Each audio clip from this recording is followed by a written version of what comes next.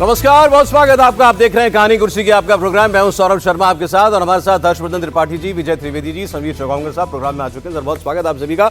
आज बहुत सारी खबरें। प्रधानमंत्री ने आज देश के दिल्ली में और दिल्ली के भी दिल में उन्होंने आज कुछ सरकारी भवनों का उद्घाटन किया है और ये बड़ा महत्वपूर्ण डेवलपमेंट थी। आज शाम को उसका औपचारिक उद्घाटन के बाद प्रधानमंत्री का संबोधन भी वहां पर होने जा रहा है। कर्तव्य भवन, जहां पर हमारे सारे सेंट्रल मिनिस्ट्रीज जो हैं वो धीरे धीरे करके शिफ्ट हो जाएंगी। वहां आज प्रधानमंत्री गए थे सब जायजा लेने के लिए, वो आपको तस्वीरें दिखाएंगे। लेकिन राहुल गांधी कहाँ हैं इस बीच? राहुल गांधी रांची में चाईबासा में थे, झारखंड में। उन पर मुकदमा हो गया, मानहानि का मुकदमा देश के गृह मंत्री के खिलाफ कुछ बोलने पर, लेकिन उनको वहां से बेल मिल गई। तो आप देखिए, उनसे जुड़ी खबरें अभी 2-3 दिन से जो है अदालती कार्रवाई की आ रही हैं। पहले सुप्रीम कोर्ट ने सेना के बारे में अपमानजनक टिप्पणी करने पर उनको खूब खरी खोटी सुनाई थी। अब ये वाला मामला है। ट्रंप की भी बात आपको बताएंगे। अब भारत जवाब दे रहा है ट्रंप को। ट्रंप रोज दिन में 10 बार मोदी मोदी और भारत भारत करते हैं। हम टैरिफ लगाएंगे, हम ये करेंगे। वो तेल खरीदता है रूस से। भारत ने आईना दिखा दिया कि देखो तुम भी इतना व्यापार करते हो रूस से। तो बोला हम नहीं जानते, यही बोला उन्होंने। I don't know, I will inquire. कि अमेरिका व्यापार करता है रशिया से, ये अमेरिका के राष्ट्रपति को नहीं मालूम। इसकी भी बात करेंगे। बिहार के एसआईआर में अब 5-6 दिन हो गए जब ड्राफ्ट जो वोटर लिस्ट का है वो जारी किया जा चुका है इलेक्शन कमीशन के द्वारा। कितनी आपत्तियां आई, क्या किसी सरकारी दल ने भी कोई आपत्ति करी? जितना हंगामा इसको लेकर खड़ा किया गया है वो भी आपको बताएंगे। लेकिन आइए पहले प्राइम मिनिस्टर नरेंद्र मोदी की बात आपको बता दें, जो अब से थोड़ी देर पहले कर्तव्य पथ पर बने कर्तव्य भवन 3 का उद्घाटन करने के लिए पहुंचे थे। जिसके बाद आज कर्तव्य भवन 3 में, इस बिल्डिंग में कई मंत्रालय शिफ्ट हो जाएंगे, जिनमें गृह मंत्रालय, विदेश मंत्रालय, ग्रामीण विकास मंत्रालय, एमएसएमई, डीओपीटी यानी कार्मिक मंत्रालय, पेट्रोलियम प्राकृतिक गैस मंत्रालय और प्रधान वैज्ञानिक सलाहकार का दफ्तर भी होगा।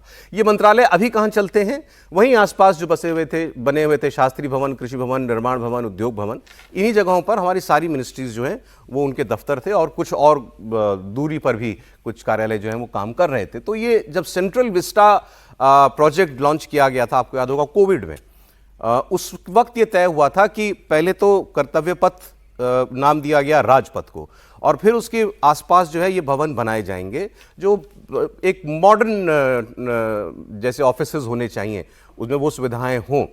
दरअसल दिल्ली के अलग अलग इलाकों में अलग अलग मंत्रालय चल रहे थे, जिसे सेंट्रल विस्टा प्रोजेक्ट के तहत एक जगह पर अब शिफ्ट किया जा रहा है। और आपको यह भी बता दें कि कर्तव्य भवन 3 जो है ये करीब 1.5 लाख वर्ग मीटर एरिया में फैला है।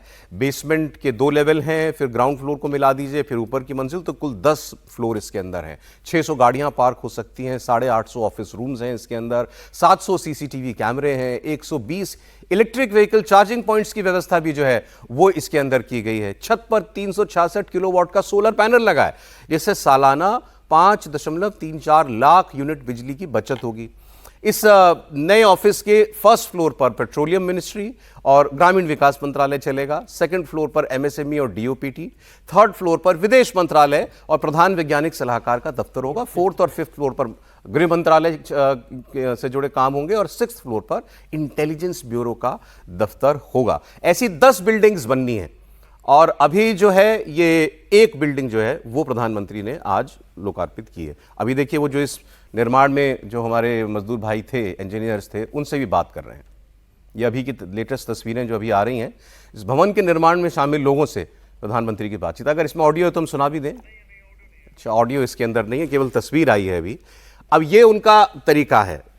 किस जैसे सब संसद भवन बना था तब भी वो सबसे पहले उन्होंने नई बिल्डिंग जब बनी थी तो वर्कर्स से ही बात की थी जिन्होंने इसको बनाया, या काशी विश्वनाथ कॉरिडोर जब बना था उस वक्त भी उन्होंने यही किया था। लेकिन एक बहुत बड़ा प्रोजेक्ट और ज़रूरी नेसेसरी प्रोजेक्ट जो है वो इसको कहना चाहिए। त्रिपाठी जी। सौरभ जी, हम लोग उस कालखंड में हैं जो बताएंगे कि हमने क्या क्या देखा है। हमने राम मंदिर बनते देखा, हमने अपने देश की संसद बनते देखी, हमने प्रयागराज का महाकुंभ देखा, हमने काशी विश्वनाथ धाम देखा, हम मथुरा वृंदावन बांके बिहारी कॉरिडोर बनते देखेंगे, हम जगन्नाथ धाम बनते देख रहे हैं, हम महाकालेश्वर बनते देख रहे हैं, हम एकात्म मंदिर बनते देख रहे हैं, हम देश के हर हिस्से का पुनर्जागरण होता हुआ देख रहे हैं। यानी भारत का, जिसको बार बार हम कहते हैं ना राइजिंग इंडिया, तो राइजिंग भारत हम लोग होते हुए देख रहे हैं। अब कोई कह सकता है कि ये तो एक ऑफिस का काम है, उसमें क्या ये दुनिया भर की चीजें मैंने जोड़ दी। लेकिन जरा सोचिए कि भारत स्वतंत्र हो गया, भारत के पास अपनी इमारत, अपनी पहचान, अपनी संस्कृति, अपनी विरासत बताने के लिए बहुत कुछ था क्या। और जब हम नॉर्थ ब्लॉक साउथ ब्लॉक की करते हैं, जो सचमुच बड़ी शानदार इमारतें हैं, तो अंग्रेज बनाकर गए थे, संसद अंग्रेज बनाकर गए थे, प्रधानमंत्री का घर इधर से उधर होता रहा, यानी जब जिस प्रधानमंत्री का मन रहा उस हिसाब से अलग अलग गया। लंबे समय से 7 लोक कल्याण मार्ग है, जो रेस कोर्स रोड हुआ करता था, वो भी लोक कल्याण उसकी एक भावना है। राजपथ से कर्तव्य पथ हो गया और ये कर्तव्य भवन, 10 ऐसी इमारतें, 3 बन गई हैं। अगर आप इसको और अच्छे से जो लोग समझना चाहते हैं, तो जो IGNCA वाले बिल्डिंग या ग्राउंड में आप लोग जाते थे, तो ये तीनों सेंट्रल सेक्रेटरीट की बिल्डिंग वहीं बनकर आएगी। ऑफिस का, गवर्नेंस का, एफिशिएंसी के लिहाज से कमाल का काम है। लेकिन दुनिया में जब हम अपनी बड़ी भूमिका के लिए तैयार हो रहे हैं, तो हमारा जो अपना इंफ्रास्ट्रक्चर है वो किस तरह से तैयार होगा। और कमाल की बात ये, जैसे संसद हमारी अपनी इंडिजिनस स्वदेशी मेक इन इंडिया की थी, वैसे ये भी L&T बना रहा है। हम सब आत्मनिर्भर भारत है, टाटा L&T वो था, इसमें भी L&T है, CPWD है। तो मुझे लगता है कि ये कई मायनों में इसकी चर्चा होगी। और शायद हम लोग जब जिसको कहते हैं कि 2029 के चुनाव में जा रहे होंगे, उससे पहले तक पूरी दिल्ली बदल जाएगी।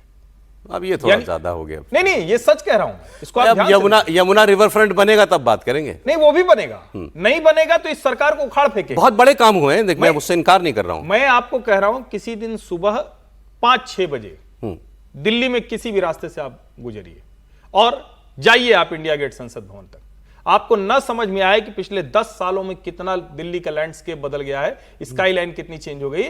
कल मैं एक आपको बता रहा हूं, खबरों में बहुत कुछ होता है कि आपने कह दिया, इसलिए मैं कह रहा हूं। मैं तो ये कह रहा हूं कि दिल्ली रात को 12 बजे बहुत सुंदर लगती है। सुंदर की बात नहीं कर रहा हूं, क्योंकि चमचमाती सड़कें, चौड़ी सड़कें हैं, भीड़ भाड़ नहीं होती। दिन के 12 बजे भी लगनी चाहिए उतनी सुंदर। नए कंस्ट्रक्शन, नई दिल्ली जो बन रही, मैं उसकी बात कर रहा हूं। अच्छा चलिए ठीक। एक चीज आप भूल गए, समर स्मारक। बिल्कुल, वो भी उसी का हिस्सा। ये भी इसी ग्रैंड लुटियंस जोन का जो प्लान है, सेंट्रल विस्टा आप कह लीजिए, उसका एक अभी तो बहुत कुछ आप भूल गए, एक एक करके बताएंगे। अब ये जो नॉर्थ ब्लॉक साउथ ब्लॉक का इन्होंने जिक्र किया ना, सच में आइकॉनिक और हिस्टोरिक बिल्डिंग्स हैं और खूबसूरत बिल्डिंग्स हैं। ये हमारा जो पूरा Rashtrapati Bhavan, north block, south block, पुरानी पार्लियामेंट, रायसीना हिल वाला जो पूरा क्लस्टर है, वो बहुत शानदार इमारतें अंग्रेज बना करके गए थे। लेकिन भाई उसको 1 सदी से ज्यादा बीत गया है।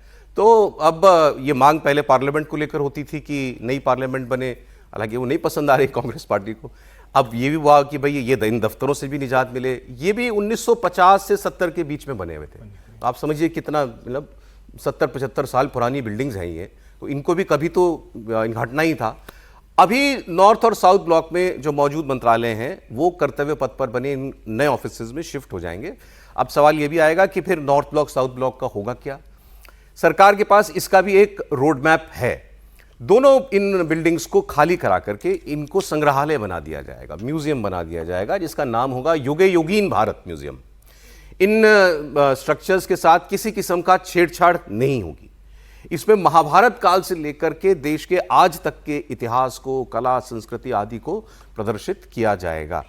वैसे तो मुझे लगता था पुरानी जो पार्लियामेंट बिल्डिंग है उसको भी खोल देना चाहिए था पब्लिक के लिए, लेकिन वो तो नहीं हुआ। लेकिन ये ज़रूर नॉर्थ ब्लॉक साउथ ब्लॉक जो है ये अब बन जाएंगे म्यूजियम। सर, आपने तो बहुत धक्के खाए होंगे पुराने दफ्तरों में। सभी दफ्तर मेरे जान पहचान मतलब जाने पहचाने, क्योंकि सभी दफ्तरों में जाना रहता है। सरकार का काम हो तो दो बातें हैं, एक तो अच्छा लग रहा है कि नई इमारतें बन रही हैं, कोई बात नहीं है, और पुरानी इमारतें थीं उनको हटाना है। लेकिन महत्वपूर्ण क्या है, क्या ये जो जितने नाम आप कर्तव्य पथ रखते हैं, राजपथ को बनना के कर्तव्य भवन कर दें, क्या वहाँ जो आम आदमी है उसकी एंट्री हो रही है? उसकी एंट्री, जितनी नई इमारतें बनती जा रही है उतनी उसकी एंट्री बंद होती है। कहाँ कर्तव्य पथ पर कह रहे हैं? कर्तव्य पथ नहीं, इमारतें कर्तव्य पथ पर तो क्या, कर्तव्य पथ पर भी आजकल तो बंद है जाना, आजकल गाड़ियां नहीं जाती। लेकिन वो सिक्योरिटी रीजंस होते हैं, कभी कभी तो होता है। एनीवे, खैर वो तो बंद ही है, खैर उसको नहीं, कर्तव्य पथ को छोड़िए। लेकिन जो कर्तव्य भवन जितने बने हुए हैं, सरकारी इमारतें जितनी बनी हुई हैं, उनमें लोगों का जाना, जिनके लिए बना रहे हैं आप, किसके लिए बना रहे हैं? हम होम मिनिस्टर के लिए नहीं बना रहे, प्रधानमंत्री जी के लिए नहीं बना रहे, लोगों के लिए बना रहे हैं ना। तो वो लोग क्या वहां तक पहुंच सकते हैं, ये महत्वपूर्ण है। क्या ये सरकार उस पर काम कर रही है? पहले जाते थे, पहले जाते थे, आम लोग जाते थे। हाँ, तो पहले संसद में भी जाते थे। संसद में आप आपने वो एक वहाँ पर वो होता था सेंट्रल हॉल, उसको बंद कर दिया। सेंट्रल हॉल को बंद करने का मतलब क्या है? सेंट्रल हॉल का बंद करने का मतलब है कि जो जर्नलिस्ट, पुराने एमपीज, नए एमपीज, सरकार, विपक्ष में जो लोग बैठे हुए हैं, उनके साथ जो एक इंटरेक्शन होता था, जर्नलिस्ट को भी मैं पार्ट ऑफ पब्लिक मानता हूँ, क्योंकि वो उस बात को इंटरेक्ट कर रहे हैं, वो बंद कर दिया गया। पार्लियामेंट में जर्नलिस्ट के पासेस बंद कर दिए गए मोटे तौर पर, ठीक है। लोगों का आना जाना वहाँ पर कम हो गया है। जो कर्तव्य भवन बनाए जा रहे हैं, क्या वहाँ पर लोगों को एंट्री होगी? क्या वो सीधे ऑफिसर्स के साथ मुलाकात कर पाएंगे? क्या बात कर पाएंगे? वो ज़्यादा महत्वपूर्ण है। नई इमारतें बनना तो अच्छी बात है, उसके लिए आपको लगता है कि मोदी सरकार आने के बाद सरकारी भवनों में एक्सेस जो है वो लिमिट हुई है? बहुत ज़्यादा। बहुत, ओके, ठीक है, ठीक है। लेकिन मैं समझता हूँ कि उसकी ज़्यादा जरूरत है। हालांकि ये जो बिल्डिंग्स बनाई जा रही हैं, जो ऑफिसेस शिफ्ट किए जा रहे हैं, इसका मुख्य उद्देश्य है इन मंत्रालयों की या यहाँ काम करने वाले लोगों की एफिशिएंसी को बढ़ाना, खर्चा कम करना, काम ज्यादा होना। देखिए, विजय जी जो कह रहे हैं कि सरकारी भवन में अब लोगों की एंट्री बंद हो गई, तो विजय जी सही कह रहे हैं। उन लोगों की एंट्री बंद हो गई जो वहाँ पर बैठ के सत्ता के साथ दलाली करते थे, जो ट्रांसफर पोस्टिंग के लिए वहाँ बैठते थे। कांग्रेस सरकार में उनको कैबिन अलॉट होते थे, जो पावर ब्रोकर थे दिल्ली के, जो प्रधानमंत्री मोदी थे ना, खान मार्केट की खान गैंग, एक लुटियन गैंग थी जो मंत्रालयों में जाती थी और ट्रांसफर करना, पोस्टिंग करवाना, बड़े टेंडर मैनेज करना, उनके लिए बहुत एसेस था। 2014 के बाद ऐसे मंत्रालयों में उन लोगों का एसेस पूरा तरीके से बंद हो गया है। और जो मंत्रालय से जुड़े लोग हैं वो तो वैसे भी पास बना के जा सकते हैं, जैसे पहले जाते थे शास्त्री भवन में, जो जाते थे वैसे भी आप शास्त्री भवन में, अगर आपको किसी मंत्रालय में काम है, आपको बुलाया गया है या आपका कोई परिचित का वहां पर है, आपको किसी काम से जाना है, आपका पास बनता है, चेकिंग होती है, आप जाइए मंत्रालय में अपनी बात रख कर आइए। मुझे लग रहा है ये नए भारत की एक नई तस्वीर हमें देखने को मिल रही है 2014 के बाद। प्रधानमंत्री मोदी का मतलब आप देखिए, जब प्रधानमंत्री नहीं भी बने थे, मुख्यमंत्री भी नहीं बने थे, जब भारतीय जनता पार्टी का संगठन देखते थे तो 11 अशोक रोड में आते थे, और अशोक रोड में जब काम करते थे तो कई बार वो इस बात का लोगों से जिक्र करते थे कि यार 11 अशोक रोड थोड़ा अच्छा बनना चाहिए, मतलब ठीक से नहीं बना है। लेकिन चूंकि उस समय उनके सत्ता नहीं थी, उनके पास पावर नहीं था, गुजरात के मुख्यमंत्री बन के गए, तो गुजरात सचिवालय का जो इंटीरियर था, प्रधानमंत्री मोदी ने उसको पूरा चेंज करा अधिकारियों के हिसाब से, कि कैसे उनको बहुत एसेस सीएम के साथ मिलने का था, तो लोगों से कैसे मिलने का एसेस हो। और जब वो मुख्यमंत्री बनकर भाजपा मुख्यालय परिवार आए थे 2003 में, तो उन्होंने कहा था कि भारतीय जनता पार्टी से कि कोशिश कीजिएगा कि 11 अशोक रोड के लिए हमें कोई जगह मिले, हम नया भारत का नया भाजपा मुख्यालय बना सके। और जब 2014 में मुख्यमंत्री देश के प्रधानमंत्री बने तो उन्होंने सारी पार्टी को नई जगह दी है कि नया बढ़िया कार्यालय कह रहे हैं आप। और 2014 को याद कीजिए, आते ही जो पहला काम इन्होंने सरकारी भवनों से रिलेटेड किया था, पहले की साफ सफाई, ये कार्यालय साफ होने चाहिए, जगह जगह पान की पीक, बीड़ी सिगरेट नहीं पड़ी होनी चाहिए। दूसरा, इन्होंने एंट्री को जो है वो एक्सेस कंट्रोल कर दिया था, लोग टाइम से आए, टाइम नोट होता था कि अब अधिकारी अफसर कितने बजे आ रहा है और कितने बजे जा रहा है, तो ये काम आते ही उन्होंने किया था। इस बिल्डिंग में ऐसे और कुछ चीजें होंगी। एक खबर और मैं आपको बताऊंगा, आप जल्दी से आप कुछ बोल रहे थे तो प्लीज। नहीं, मैं सिर्फ ये कह रहा हूँ, देखिए इसको दोनों तरह से देखना चाहिए। एक तो ये कि जो समीर जी ने बताया वो पावर ब्रोकर वाला तो छोड़ दीजिए, वो तो हर जगह कर लेता है। आप अगर किसी के साथ काम है और आप रिसेप्शन पर जाकर, तो आज भी उसी तरह से पास बनता है। हाँ, पत्रकारों की फ्रीक्वेंट एंट्री पर असर पड़ा है, इसमें कहीं कोई संदेह नहीं है। अच्छा, आपको हम बता दें, एक तो प्राइम मिनिस्टर से जुड़ी एक तस्वीर अभी आपको और हम दिखाते हैं। ये प्रधानमंत्री से मुलाकात करने के लिए उत्तराखंड के सांसद गए थे। इनमें अनिल बलूनी जी थे, इनके साथ महारानी माला राज्य लक्ष्मी शाह जी थी, श्री त्रिवेंद्र सिंह रावत जी, श्री अजय भट्ट थे। प्रधानमंत्री से इन्होंने मुलाकात की है और उन्होंने बताया है, अनिल बलूनी, उसके बाद कि प्राइम मिनिस्टर जो है उत्तराखंड के धराली में, उत्तरकाशी में, जो कल आपने देखा जिस तरीके से एक फ्लैश फ्लड आया, मड फ्लड आया, उसमें बहुत से लोग लापता हैं, कई लोगों की मृत्यु हुई है, उससे जुड़े उसको लेकर के प्राइम मिनिस्टर ने अपना बहुत दुख जो है, शोक जो है वो व्यक्त किया है, और केंद्र सरकार भी लगी हुई है उसमें। इस पर हम लोग अलग से बात करेंगे। हम लोग बात कर रहे थे अभी प्रधानमंत्री की, उन्होंने क्या किया अब मैं आपको बताता हूं। राहुल गांधी इस वक्त कहां है? राहुल गांधी को आज अदालत जाना था, चाईबासा में, झारखंड में, और वहां उनको बेल मिल गई है। मामला मानहानि का था। झारखंड की चाईबासा कोर्ट में राहुल गांधी की पेशी हुई और राहुल गांधी वहां एमपी एमएलए कोर्ट में आज पहुंचे। वैसे चाईबासा के लिए बहुत बड़ी बात थी कि राहुल गांधी वहां आ रहे हैं, तो सिक्योरिटी का बड़ा बंदोबस्त वहां पर करना पड़ा था। मामला जुड़ा हुआ है अमित शाह पर, गृह होम मिनिस्टर अमित शाह पर एक विवादित टिप्पणी का। 28 मार्च 2018 को चाईबासा में राहुल गांधी ने अमित शाह को लेकर एक टिप्पणी की थी, हत्यारे शब्द का इस्तेमाल किया था। और उनके इस स्टेटमेंट के खिलाफ 9 जुलाई 2018 को चाईबासा की सीजेएम कोर्ट में बीजेपी के एक नेता ने मानहानि का केस दर्ज करवाया। फरवरी 2024 में अदालत ने राहुल गांधी के खिलाफ गैर जमानती वारंट भी जारी कर दिया था, जिसके खिलाफ फिर वो हाई कोर्ट गए थे। लेकिन हाई कोर्ट ने उन्हें 6 अगस्त यानी आज चाईबासा एमपी एमएलए कोर्ट में हाजिर होने का आदेश दिया था। वो वहां गए तो राहत भी मिल गई, उनको बेल मिल गई। देशद्रोह वाला एक बड़ा विषय है, चीन वाला एक बड़ा विषय है, और सुप्रीम कोर्ट के ऑब्जर्वेशन के ऊपर प्रियंका गांधी ने यही बातें कही। सोनिया गांधी की अध्यक्षता में जो कल मीटिंग हुई, इसी तरह की बातें सभी ने दोहराई। कोर्ट संज्ञान नहीं ले रहा है, कोई मीडिया संज्ञान नहीं ले रहा है, कोई एनजीओ संज्ञान नहीं ले रहा है। तो मुझे ये लगता है कि न्यायपालिका के ऊपर धीरे धीरे लोगों का विश्वास हो जाएगा कि अमीरों के लिए अलग न्याय है, गरीबों के लिए अलग न्याय है, मुसलमानों के लिए अलग न्याय है, हिंदुओं के लिए अलग न्याय है। इसके ऊपर संज्ञान लेने की आवश्यकता है। Amit Shah has been accused of murder, right? The Supreme Court themselves have mentioned the Loya case. So I don't think Amit Shah has a lot of credibility. I mean, let's look into his background. Let's see what he has been responsible for. Let's see how he does politics. And also don't forget that he is a murder accused. This is fundamental. People in India forget that the president of the BJP is a murder accused. That's the truth. The party that talks about honesty, decency, has a person who has been accused of murder as president. ये actually Rahul Gandhi का वो 2018 वाला statement था, जिस पर उन पर ये मुकदमा हुआ है। बीजेपी के एक लीडर ने मानहानि का मुकदमा किया कि इन्होंने हमारे बड़े नेता अध्यक्ष थे उस वक्त, शायद 2018 में अध्यक्ष थे पार्टी, उनके खिलाफ अध्यक्ष थे उनके कुमार कटियार ने ये मामला दर्ज करवाया था। हाँ, अब इससे पहले जो आप निशिकांत दुबे को सुन रहे थे, वो एक्चुअली कल राहुल गांधी पर जो सुप्रीम कोर्ट ने कहा था, सेना के बारे में उनकी टिप्पणी के खिलाफ जो मुकदमा था, तो प्रियंका गांधी ने ये कहा था कि कोई जज ये नहीं बताएगा कि कौन सच्चा भारतीय और कौन नहीं है। उस पर वो रिएक्ट कर रहे थे कि अब तो आप जुडिशरी को भी धमकाने लगे हैं। लेकिन राहुल गांधी की कोर्ट के साथ प्रॉब्लम्स जो हैं वो नई नहीं है। इससे पहले आपको मालूम है, राफेल के मुद्दे पर, चौकीदार चौराहे के मुद्दे पर, इन सब विषयों पर उनको सुप्रीम कोर्ट से माफ़ी भी मांगनी पड़ी। उन्होंने एक स्टेटमेंट दिया था जिससे एक पूरा एक समाज जो है वो आहत हुआ था, ऐसा आरोप लगा उनके ऊपर। उस केस में उनकी संसद सदस्यता चली गई थी, उनका घर छिन गया था। और कल की जो टिप्पणी थी वो तो खैर बिल्कुल ही उनके लिए मतलब इतना बड़ा झटका था कि सुप्रीम कोर्ट का जज कह रहा है कि आपने किस बेसिस पर आपने ये बातें कह दी भारत और चीन के बारे में, भारतीय सेना के बारे में, क्या आप वहां पर थे, सच्चे भारतीय होंगे तो आप ऐसा नहीं करेंगे। और अगले दिन फिर उनको एक नई अदालत में जाना पड़ रहा है। देखिए, राहुल गांधी आज चाईबासा गए हुए हैं। कल ही सुप्रीम कोर्ट की एक कड़क टिप्पणी आई थी। इसी महीने के अंत में उनको महाराष्ट्र भी जाना है, ठाणे में जो सावरकर को लेकर जो बयान दिया था, एक और है अभी एक और है। अगले महीने फिर उन्हें बिहार में जाना है, एक और मामले पर उनको कोर्ट के सामने पेश होना है। तो राहुल गांधी को पता है कि उनके ऊपर कितने मामले चल रहे हैं। जो शायद राहुल गांधी ने 2 दिन पहले कहा था ना कि जो ब्लड बैंक बनाते हैं वैसी एक वकीलों की बैंक बनानी पड़ेगी।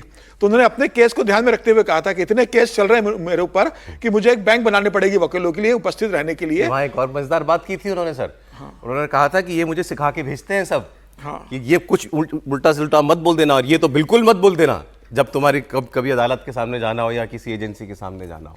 उसके बाद भी राहुल गांधी सुधर नहीं रहे। रोज राहुल गांधी के बयान जिस तरीके से अगर आप देखेंगे तो कुछ ना कुछ इस तरीके से बयान देते हैं जिससे उन्हें किसी कानूनी समस्या का सामना करना पड़ता है। अब राहुल गांधी अब इतने मैच्योर हो गए, विपक्ष के नेता बन गए, आप इतने मुकदमे झेल चुके हो, आप अपने बयान के कारण आपकी सांसद की सदस्यता आप गवा चुके हो, अपना घर गवा चुके हो, बमुश्किल सुप्रीम कोर्ट से आपको राहत मिली तो आपकी सदस्यता भी बहाल हुई और आपको मकान भी मिला। उसके बाद भी आप सुधरने का नाम नहीं ले रहे हो। पार्लियामेंट में अगर मामला चलने का दर्ज होता तो राहुल गांधी तो मुझे लगता है कि जेल से बाहर ही नहीं आ पाते। पार्लियामेंट में वो इतने उलझुल बयान देते हैं, चूंकि पार्लियामेंट में उन्हें कवच मिला हुआ है कि उसके खिलाफ कोर्ट में कोई मामला चल नहीं सकता, इसलिए बच जाते हैं। चुनाव प्रचार में आप गलत बोलते हो, पार्टी के कार्यक्रमों में आप गलत बोलते हो, पत्रकार वार्ता में आप गलत जानकारी देते हो। मुझे लग रहा है कि राहुल गांधी के सलाहकार सलाह देते हैं या नहीं देते, राहुल गांधी अपने अनुभव से नहीं सीख रहे, और मुझे लगता है कि आने वाले दिनों में राहुल गांधी के लिए और समस्या बढ़ने वाली है। लेकिन आपने एक बात ठीक कही कि राहुल गांधी जिस पथ पर हैं उससे वो वापस तो नहीं आ रहे हैं। अब हुआ ये, मैं अगली खबर से जोड़ रहा हूं इसको क्योंकि हम राहुल गांधी की बात कर ही रहे हैं। अभी इन्होंने कह दिया था इंडियन इकोनॉमी इज डेड, मृतप्राय हो गई भारत की अर्थव्यवस्था। ट्रंप ने क्योंकि ये शब्द कहे थे तो उन पर यह आरोप लगा, भाई आप ट्रंप की भाषा बोल रहे हो। ट्रंप तो इन दिनों भारत के खिलाफ ही बोल रहे हैं जो बोल रहे हैं, और आप उनके सुर में सुर मिला रहे हैं। फिर उन्होंने कहा election commission is also dead, election system in India is dead. अब उन्होंने एक बार फिर एक ऐसी बात कह दी है जिस पर विवाद हो रहा है। ट्रंप जो बार बार कह रहे हैं भारत को लेकर ना कि हम नए टैरिफ लगाएंगे, हम पेनल्टी लगाएंगे, उन्होंने क्या कहा वो तो मैं बाद में बताऊंगा। राहुल गांधी ने क्या लिखा है वो आप सुन लीजिए। उन्होंने लिखा है, इंडिया प्लीज अंडरस्टैंड, भारत कृपया समझो, the reason PM Modi cannot stand up to president Trump despite his repeated threats is the ongoing US investigation into Adani. कि मोदी इसीलिए ट्रंप के सामने नहीं खड़े हो सकते, वो बार बार धमकी दे रहे हैं क्योंकि अमेरिका जो है वो अडानी के मामले की तफ्तीश कर रहा है। हुआ था पिछले दिनों, आपको याद होगा, कुछ वहाँ के स्टॉक मार्केट से रिलेटेड उनकी कोई एजेंसी है, उसने कोई इन्वेस्टिगेशन लॉन्च की थी अडानी के ऊपर, उसका जवाब भी आया था, सब कुछ हुआ था। फिर वो कह रहे हैं, one threat is to expose the financial links between Modi, एए एंड रशियन ऑयल डील्स। कि ट्रंप के पास एक जो धमकी है उनके लिए, मोदी के लिए, वो ये है कि मोदी, ए का मतलब क्या, अनिल अंबानी, अडानी अंबानी कह रहे हैं, ओके, मोदी, अडानी अंबानी और रशिया के साथ तेल की जो डील हुई है, इसके सारे लिंक्स जो हैं वो अमेरिका के पास, ट्रंप के पास है, और वो भारत को धमका रहे हैं, इसलिए मोदी के हाथ बंधे हुए हैं। ये भी उन्होंने कहा, मोदी हैंड्स आर टाइट, और ट्रंप कुछ भी कर रहा है, मोदी जवाब नहीं दे पा रहे हैं उसका। त्रिपाठी जी, पता नहीं, मैं बार बार अब संकोच में आने लगा हूं कि आखिर क्या कहा जाए इनको। राहुल जी के लिए कौन सा शब्द कहें, क्या कहें। देश का इतना नुकसान किसी नेता ने आज तक नहीं किया है। अभी कितने दिन, मेरे ख्याल से एक सप्ताह पहले कह रहे थे कि मुझे पता है वो ट्रंप तो दबा देगा, एक बार बोल के देखो, खोल के रख देगा। हो गया, ट्रेड डील तो नहीं हो पाई। इसका मतलब राहुल गांधी अब तक जो बोल रहे थे सब असत्य वचन कर रहे थे, झूठ नहीं बोलना है, संसदीय परंपरा का, संसद में भले न हो हम लोग निर्वहन करेंगे। अब क्या वो कह रहे हैं, ये खतरनाक है। ट्रंप कुछ भी करके भारत को दबाना चाहते हैं, वहां तक वो चले गए हैं कि आज जो अमेरिकी सांसद हैं वो ट्रंप से कह रहे हैं, अमेरिकी जो बड़े सेलिब्रिटीज हैं, बड़े जो लोग हैं, वो कह रहे हैं कि कहां जा रहे हो भैया, भारत से दुश्मनी लेकर दुनिया को किस ओर ले जाना चाह रहे हो? आप चाइना को हाथ दे रहे हो, उसकी हैंड होल्डिंग कर रहे हो और भारत को धक्का दे रहे हो। और उसमें जब इस तरह की बात लेकर आते हैं, और एक बात और जानना जरूरी है कि जिस हिंडनबर्ग की रिपोर्ट के आधार पर हुआ तो वो कंपनी ही बंद हो गई। अब यह भी एक बड़ा सवाल है कि क्यों वो कंपनी शुरू हुई और क्यों बंद हो गई। अब इसके बीच में जब राहुल गांधी इस तरह की टिप्पणी करते हैं तो क्या वो कहीं से मोटिवेटेड स्टेटमेंट है, क्या कहीं से कोई उनको कहता है क्या कि भाई ये वाला बयान दो, अब इधर थोड़ी सी कुछ मेहनत करनी है, इधर थोड़ा सा दबाव बनाना है। ये बेहद खतरनाक है, देश के लिए अच्छा नहीं है। बाकी राजनीति अपनी करते हैं, लेकिन जो राहुल गांधी कर रहे हैं वो देश के लिए अच्छा नहीं। ये बात सही है कि इस मामले में राहुल गांधी बार बार गोल पोस्ट शिफ्ट कर रहे हैं। पहले उन्होंने कहा था कि ट्रंप कह रहा है कि मैंने ट्रेड का वास्ता देकर के भारत और पाकिस्तान की जंग रुकवा दी। तो राहुल गांधी ने कहा कि सच, अगर ये सच है तो बताए भारत सरकार। तो उनको लग रहा था कि वाकई ट्रंप ने इंटरवीन किया, ट्रेड की बात की कि हम ट्रेड डील नहीं करेंगे तुम्हारे साथ, तुम जंग रोक दो। फिर बात है, ट्रेड डील तो हुई नहीं, तो मतलब वो आरोप जो ट्रंप लगा रहे थे वो झूठा था, और उसको जो लोग सेकंड कर रहे थे, हामी भर रहे थे उसमें, वो लोग भी गलत साबित थे। ट्रेड डील नहीं हुई। अगर भारत ने उस दबाव में जंग रोकी होती तो हो गया होता ना, आपका सौदा हो गया होता अमेरिका के साथ। फिर अब क्या कहा जा रहा है, अब ये कहा जा रहा है कि भाई देख लेना, वो दबा देगा, जो चाहेगा करवा लेगा तुमसे। राहुल गांधी ने कहा था, अभी जो त्रिपाठी जी बोल रहे थे, कि ट्रंप दबाएगा भारत को और मोदी वही करेगा जो ट्रंप कहेगा। ये भी कहा उन्होंने। तो भारत ने तो वो नहीं किया जो ट्रंप कह रहा है, नहीं तो ट्रंप इतना बिलबिलाए भी नहीं होते। ये बात भी गलत साबित हुई। अब वो ये नया एंगल निकाल के आए हैं कि दरअसल मोदी के हाथ इसलिए बंधे हैं क्योंकि अडानी की जांच अमेरिका के हाथ में है। मैंने किसी एक हैंडल को मैंने लिखा, वो तो कह रहे थे कि भारत ने अगर ज़्यादा मतलब ट्रंप की बात नहीं मानी तो वारंट भी निकलेगा अडानी के खिलाफ। नहीं, वो अमेरिका अडानी के खिलाफ क्या कर रहा है, क्या नहीं कर रहा है, उसकी मुझे ज़्यादा जानकारी नहीं, और क्या कर सकता है वो भी नहीं पता। लेकिन ये साफ हो रहा है कि भाई भारत अमेरिका के रिश्तों, और अमेरिका के लोग भी ट्रंप साहब को समझा रहे हैं कि भाई थोड़ा सा आप ठीक से बिहेव करें। निक्की हेली का भी आपने शायद सुना होगा स्टेटमेंट। तो निक्की हेली रिपब्लिकन कैंडिडेट थी ना, कुछ वर्ष पहले प्रेसिडेंट की, प्रेसिडेंट की कैंडिडेट रही है, तो वो भी बात कर रहे हैं।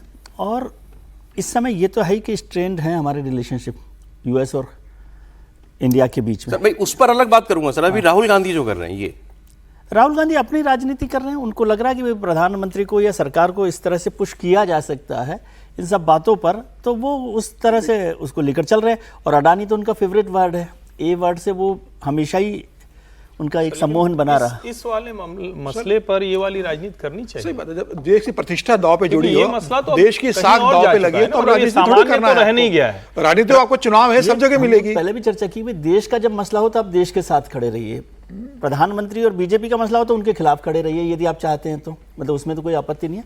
तो देश को और प्रधानमंत्री को राहुल गांधी जी भी अलग से नहीं देखते हैं और सरकार में जो बैठे लोग हैं वो भी नहीं देखते हैं।